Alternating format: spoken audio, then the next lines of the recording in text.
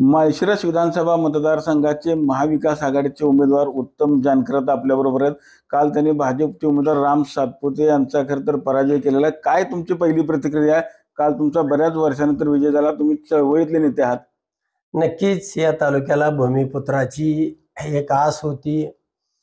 आपल्या हृदयातला, आपल्या मातीतला, आपली सुखदुःख जाणणारा असा आमदार असला पाहिजे आणि तो आपल्या हक्काचा आपला भाऊ असला पाहिजे, आपला मुलगा असला पाहिजे, आपला वडील असला पाहिजे. ही भावना आहे तालुक्यामध्ये प्रचंड आनंद आहे. भाजपचे विधान परिषदचे आमदार रणजितसिंह मोहिते पाटलांनी तुम्हाला ह्या निवडणुकीत मदत केली म्हणून राम सातपुतेंनी भाजपकडे तक्रार केली की त्यांच्यावरती कारवाई व्हावी किंवा त्यांचं विधान परिषद जावं. राम सातपुतेला आमदार कोणी केलंय, रणजितसिंह नाईक निंबाळकरला खासदार कोणी केलंय, हे तुमच्या कुणाला आता म्हणू, पण वरिष्ठाला विचारा. आणि त्यानंतर त्यांना परिषद मिळालेली आहे आणि परिषद काय जहागिरी म्हणून मिळालेली नाही. तुम्हा दोघाला 2 पद, एक खासदार एक आमदार या तालुक्यातून दिलाय आणि शेवटी मोहिते पाटील कुटुंब हे सगळ्याचा मिळून निर्णय त्या ठिकाणी करतात आणि त्या निर्णयाशी ते ठाम राहतात.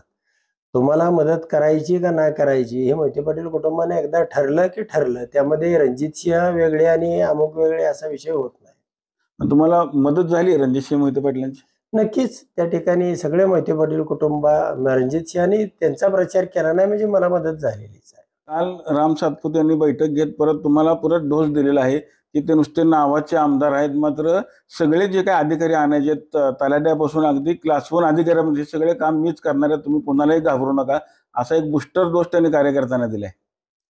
नाही, नक्कीच पराभवानंतर वैफल्य येतं आणि माणूस काही बडबडत राहतो.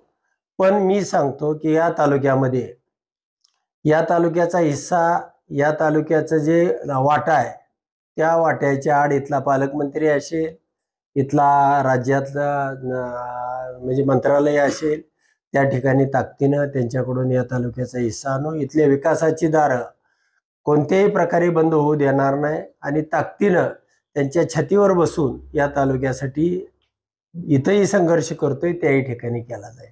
त्यांनी अजून एक तुम्हाला ही केले की कार्यकर्त्यांच्या केसाला जरी धक्का लागला तर याद राखा म्हणून तुम्हाला त्यांनी एक डोस दिलेला. फक्त नाही, कार्यकर्त्याच्या केसाला धक्का लागणं न लागणं किंवा अशा प्रकारचं वक्तव्य करणं हे चुकीचं आहे. कोणाचेही कार्यकर्ते असले तरी कार्यकर्त्यांनी आपापली भूमिका त्या ठिकाणी समाजामध्ये मांडावी, चांगल्या पद्धतीनं काम करावं.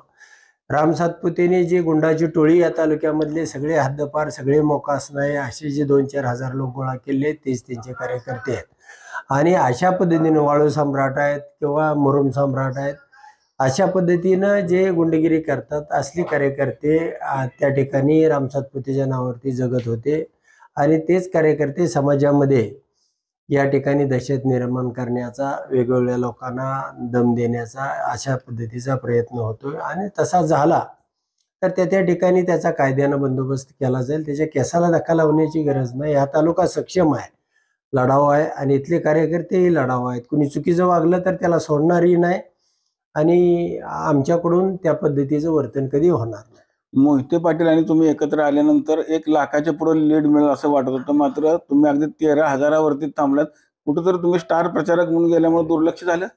नाही, असं काही झालं नाही. सोलापूर जिल्ह्यामध्ये हे बाकीचे जे आमदार होते, डॉक्टर बाबासाहेब असतील, आमचे खरे असतील, अभिजित आबा असतील, या सगळ्यांसाठी त्या ठिकाणी प्रयत्न केले.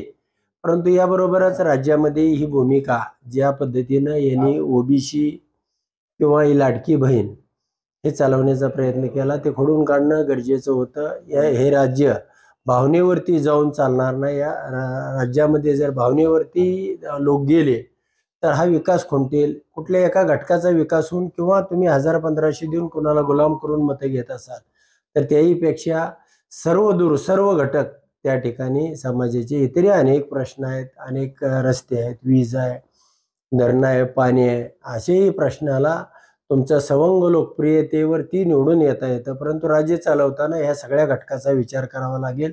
राज्य पुढे घेऊन जायचं असेल तर तुम्हाला फक्त एखादी लाट निर्माण करून चालणार नाही, तर त्या पद्धतीचा राज्यकारभारी झाला पाहिजे.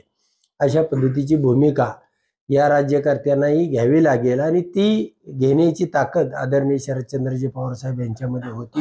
म्हणून ती भूमिका राज्यामध्ये मांडणं गरजेचं होतं, ताकदीनं जाणं गरजेचं होतं. त्यासाठी प्रचार करत होतो. आनंद आहे. मतं किती तालुक्यामध्ये पडली यापेक्षाही राज्यामध्ये ही भूमिका जाणं गरजेचं होतं आणि ते घालवण्याचा प्रयत्न केला. केंद्रामध्ये भाजपचं सरकार आहे, आता राज्यामध्ये देखील महायुतीचं सरकार आलेलं आहे. काय आपल्या मतदारांना काय आव्हान करता येईल? खरं तर बरेचसे मतदार आता वायबल झालेले आपल्याला पाहायला मिळतात की असा हा निकाल लागला अपेक्षित होता का? नाही, निकाल निश्चितपणानं अनपेक्षित आहे. अशा पद्धतीच्या निकालाची अपेक्षा नव्हती. परंतु असं अनेक राज्यामध्ये कर्नाटक असेल, तामिळनाडू असेल, आंध्र असेल, तेलंगणा असेल, बऱ्याच राज्यामध्ये अशा पद्धतीनं लाटेवरती एका बाजूला हे सरकार येतं, त्याच बाजूला पुन्हा अशाच ताकदीनं दुसरेही सरकार येतं. सरकार येतात जातात, पण त्या ठिकाणी तालुक्याची भूमिका मांडली जाईल. राज्यामधली भूमिका तेवढ्याच ताकदीनं त्या ठिकाणी मांडली जाईल. सभागृहामध्ये जरी संख्या कमी जास्त असली तरी उत्तमराव जानकर हा एकटाही त्या ठिकाणी भास आहे असं मला वाटतं. तुमच्या जातीच्या दाखल्यावर देखील ऑब्जेक्शन घेतलं जातं. तो अजून जरी कोर्टामध्ये प्रलंबित असला तरी लवकरच त्याच्यावरती कारवाई केली जाईल आणि लवकरच तुमचं हे आमदारकीचं पद काढलं जाईल अशी देखील चर्चा तालुक्यात सुरू आहे. नाही, आता सुप्रीम कोर्टाने निकाल दिल्यानंतर त्यावरती चर्चा गेल्या 5 वर्षामध्ये किंवा 7-8 वर्षापासून तो विषय संपलेला आहे. ते दाखवण्यापुरतं, लोकांना वायबल करण्यापुरता तो विषय होता. तो विषय सुप्रीम कोर्टाने एकदा न्यायनिर्णय दिल्यानंतर सुप्रीम कोर्टानंतर आता मग काय युनोमध्ये दाद मागणार का? आणि अशा पद्धतीनं चर्चा करण्यापेक्षा त्यांनी ताकदीनं समोर यावं, लढावं आणि आपली भूमिका ठेवावी. आम्ही आमच्या भूमिकेशी ठाम आहोत आणि लढत राहू. सातपुतेंनी काल एक वक्तव्य केलं की मुळावरतीच घाव घालणार, फांद्या आम्ही तोडत बसणार नाही. जर कार्यकर्त्याच्या केसाला धक्का लागला असेल किंवा कुठल्याही विषयावरती जर काही तालुक्यात गडबड केली तर मुळावरतीच घाव घालणार.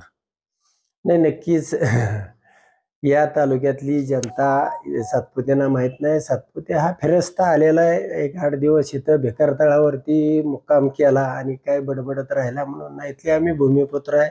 इथल्या जनतेची सुख दुःख जाणणारी माणसं आहोत. वैफल्यातून, निराशेतून एखादं वक्तव्य झालं असेल तरी त्याला माफ करावं असं माझं मत आहे. माहेश्वरहून कॅमेरामन जगदीश रवी लवेकर, TV9 मराठी.